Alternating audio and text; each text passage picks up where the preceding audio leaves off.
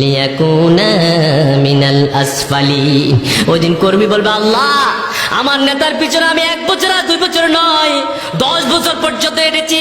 এই নেতা আমাকে নামাজের জন্য বলে নাই, দাড়ি রাখতে বলে নাই, টুপি মাথায় দিতে বলে নাই, পাঞ্জাবি গায়ে দিতে বলে নাই। আমার নেতা যদি আমাকে একটা দিন বলতো নামাজের জন্য আয়, তাহলে আমি নামাজি হয়ে যেতাম। আমার নেতা আমাকে বলেছে অন্যের ঘর ভাঙার জন্য, অন্যের বাড়ি লুট করার জন্য, আমি লুট করেছি। আল্লাহ, ও আল্লাহ, রব্বানা আরিনাল্লাযীনা দাল্লানা মিনাল জিন্নি ওয়াল ইনসি নাজআলহুমা তাহতা কদামিনা।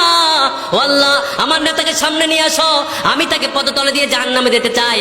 এই নেতা আমাকে কোরআন হাতে দেয় নাই, কোরআন যদি হাতে দিত আমি আপনি আল্লাহর সুন্দর সুন্দর নামগুলো দেখতে পেতাম, কোরআন পড়ে আমল করতে পারতাম, নিজের জীবনটাকে শিরিক মুক্ত করতে পারতাম। আমার নেতা আমাকে কোরআন থেকে দূরে সরিয়ে দিয়েছে। এবার নেতাকে ডাকা হবে, নেতা সামনে আসো। তখন এবার নেতা কি বলবে? বলবো নাকি? বলবো নাকি? তখন নেতা বলবে, দাওয়াতুকুম ফাস্তাজাবতুম লি, আমি তোমাদেরকে এমনি ডাক দিয়েছি, এমনি ডাক দিয়েছি, তোমরা আমার ডাকে দলে দলে সাড়া দিয়েছ। আমি তোমাদেরকে কোরআন দিয়ে ডাকি নাই, হাদিস দিয়ে ডাকি নাই, ইজমা দিয়ে ডাকি নাই, কিয়াস দিয়ে ডাকি নাই, এমনি তোমাদেরকে ডাক দিয়েছি। তোমরা আমার ডাকে দলে দলে সাড়া দিয়েছ। এখন কেন আমাকে বাঞ্ছনা দাও? ফালা তালুমুনি ওয়ালুমু আনফুসাকুম। পড়েন, ফালা তালুমুনি ওয়ালুমু আনফুসাকুম। ওই দিন নেতা বলবেন, আমাকে কেন বাঞ্ছনা দাও? তোমাদের দোষ তোমাদের কাছে দাও, কারণ আমি তোমাদেরকে আল্লাহর কোরআন হাতে উঠাই নাই, রাসূলের হাদিস উঠাই নাই, এমনি তোমাদেরকে ডাক দিয়েছি। আমার দলে তোমরা, আমার ডাকে তোমরা দলে দলে সাড়া দিয়েছ। আজকে আমাদেরকে বাঞ্ছনা দিও না, আমাদেরকে গালি দিও না। ওই দিন নেতাও দ্বারা, কর্মীও দ্বারা। এবার কর্মী কেঁদে কেঁদে বলবো, নেতা তুমি তো আমার নেতা, তুমি তো আমার বড় ভাই, তোমার পিছনে কত রক্ত জড়িয়েছি। আজকে জাহান্নামের আগুন আমার দিকে দাউ দাউ করে আসতেছে, আমাকে একটু জাহান্নামের আগুন থেকে বাঁচাও। সেটা আল্লাহ কোরআন বললেন, ইন্না কুন্না লাকুম তাবাআন ফাহাল আনতুম মুগনুনা আন্না মিন আযাবিল্লাহি মিন শাই। ও নেতা, একটু আমাকে জাহান্নামের আগুন থেকে বাঁচাতে পারবা কিনা? নেতা তখন বলবে, হ্যাঁ ভাই পারতাম। লাউ হাদানাল্লাহু লাহাদাইনাকুম। তুই আর আমি যদি আল্লাহর কোরআন আল্লাহর কোরআনের দেখানো রাস্তা অনুযায়ী চলতাম, তাহলে আজকে আমিও জাহান্নাম থেকে বাঁচতাম, তোকেও জাহান্নাম থেকে বাঁচাতে পারতাম। কথা বলেন ঠিক কিনা? এই জন্য আল্লাহ বলবেন, ওই দিন নেতাকে ডাকা হবে, নেতাকে বলবে জাহান্নামে যা। তখন নেতা বলবে, আল্লাহ আমি একলা যাবো না, আমার কর্মী কই? কর্মীরা আসবে, কর্মীদেরকে ডাকা হবে, ও কর্মীরা জাহান্নামে যা। কর্মী বলবে, না আমি একলা যাবো না, যদি জাহান্নামে যেতে হয় আমার নেতা সঙ্গে জাহান্নামে যাবে। এবার নেতাও জাহান্নামী, কর্মীও জাহান্নামী। আমার আল্লাহ 3 শ্রেণীর লোককে ডাকবে, ওই লোক সামনে আয়। সে বলবে, আল্লাহ আমি তো কোনো নেতার পিছনে হাঁটি নাই, কোনো রাজনীতি করি নাই, কোনো মানুষকে গালি দেই নাই, আমি তো নামাজ পড়েছি, তাসবিহ পড়েছি, কোনোদিন আমি কোনো খারাপ কাজের সঙ্গে ছিলাম। আল্লাহ বলবে, হ্যাঁ তোরে তো বুঝতেছি, তুই তো দরবেশ আল্লাহর ওলি, তসবিহ এত লম্বা।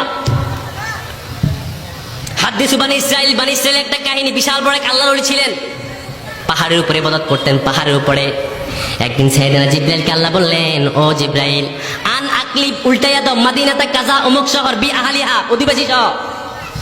সাইয়েদনা জিবরাইল গেলেন, যাওয়ার পরে দেখতেছেন বিশাল বড় এক পাহাড়, পাহাড়ের উপরে একজন আল্লাহর ওলি বিশাল বড় সেজদা দিয়ে রয়েছেন, নামাজ পড়েন, তাসবিহ পড়েন। সে তখন আল্লাহকে বললেন, আল্লাহ আপনি মনে আমাকে ভুল জায়গায় পাঠালেন, এখানে তো কোনো গুনাহগার লোক দেখি না, এখানে আমি এক আল্লাহর ওলি পাইছি।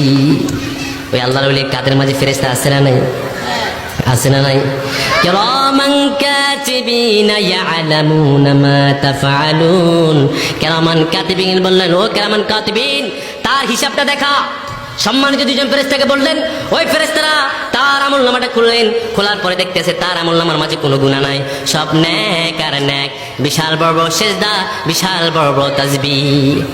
আল্লাহকে বললেন, জিবরাইল, আল্লাহ আপনি তো ভুল জায়গায় পাঠাইছেন, কিন্তু গুনাহগার লোক নাই, খুব ভালো লোক, আল্লাহর ওলি, আপনি ভুল জায়গায় পাঠাইছেন। আল্লাহ বলেন, না, ওই জমিনটা ওই আল্লাহর ওলির মাথার উপরে বান। কেন কেন আল্লাহ, কেন কেন? আমার আল্লাহ বলেন, কোরআনে বলছি, ওয়ালতাকুম মিনকুম উম্মাতুন ইয়াদউনা ইলাল খায়র ইয়ামুরুনা বিল মারুফ ওয়া ইয়ানহাউনা আনিল মুনকার।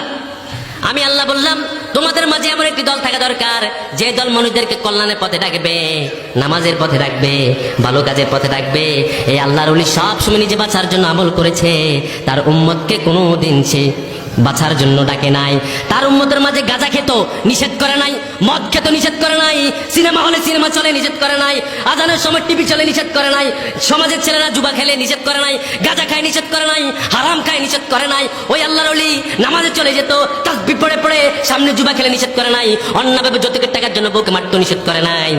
ওই আল্লাহর ওলির মাথার মাঝে আসমানটা ভেঙে ফেলো, কারণ আল্লাহর ওলি বাঁচার জন্য যুদ্ধ করেছে, তার সমাজকে বাঁচানোর জন্য একটাবারও নিষেধ করে নাই। ঠিক না?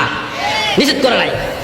সে নিজে বাঁচার জন্য সবকিছু করছে, কিন্তু সমাজ থেকে সুদ, গাঁজা, ইয়াবা, টেন্ডার, চুরি, লাহাজারি, লম্পট, মা বাবার সাথে বেয়াদবি এগুলো বন্ধ করে নাই। কথা বলেন ঠিক না?